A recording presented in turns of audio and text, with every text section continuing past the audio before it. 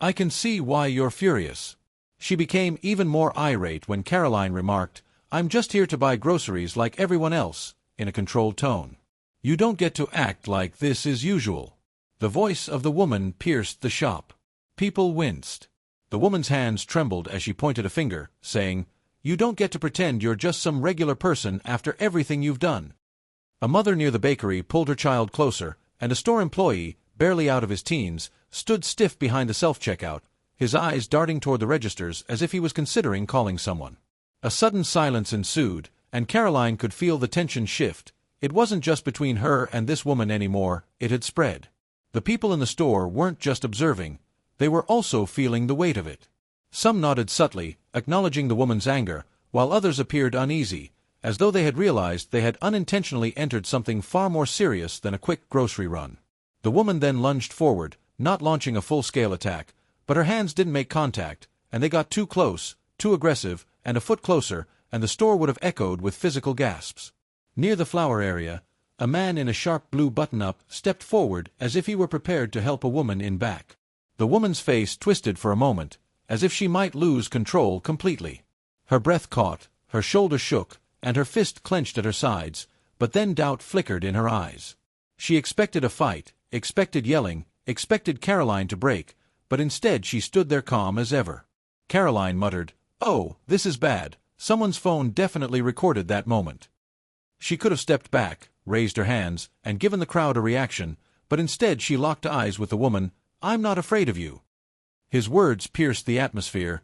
This isn't the place for this lady. The woman's head turned toward him. Stay out of this.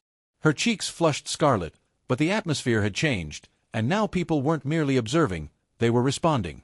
A woman near the fruit aisle whispered to her husband, This is crazy, she's just shopping. A younger man in his mid-20s, wearing a shirt that made it obvious he didn't like Karoline's politics, shook his head and muttered, This is too much.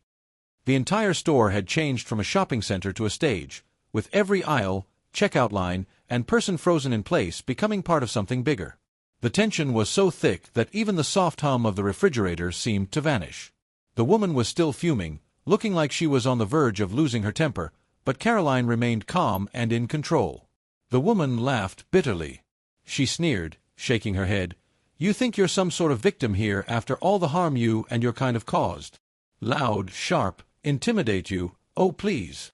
Karoline could have fought back, embarrassed her, or torn her apart with words that would have sent social media into a frenzy, but instead she tilted her head slightly and asked, What are you really mad about? Since the woman was hurting something in her life, something beyond politics had festered into this moment.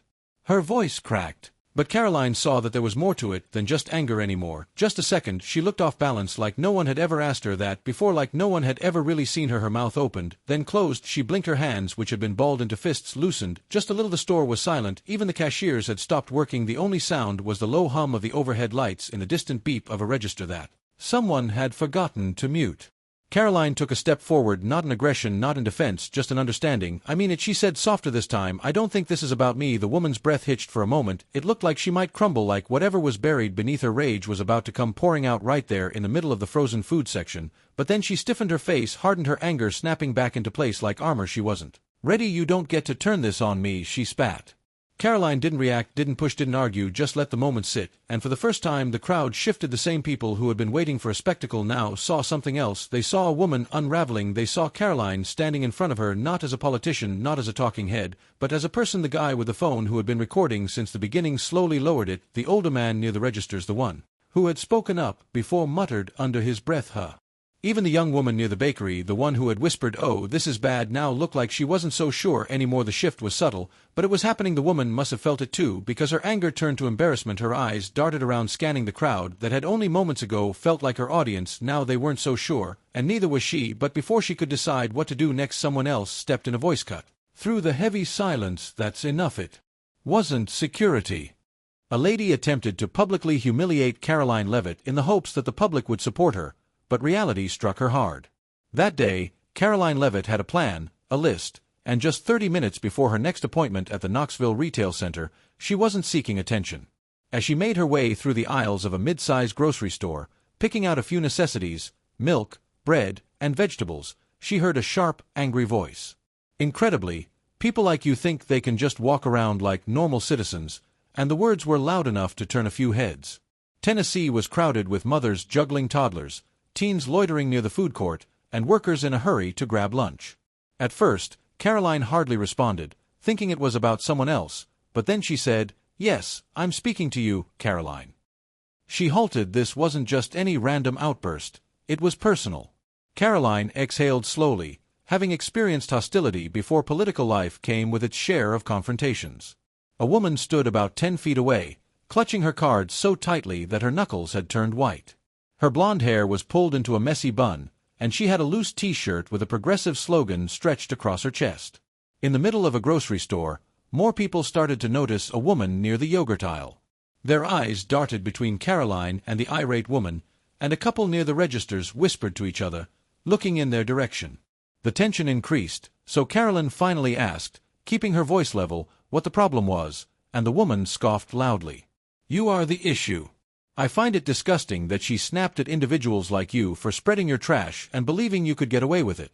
Karoline observed that the woman's hands were shaking, but she maintained a calm stance and refrained from flinching or reacting hastily because if she did so in anger, the situation would spiral out of control.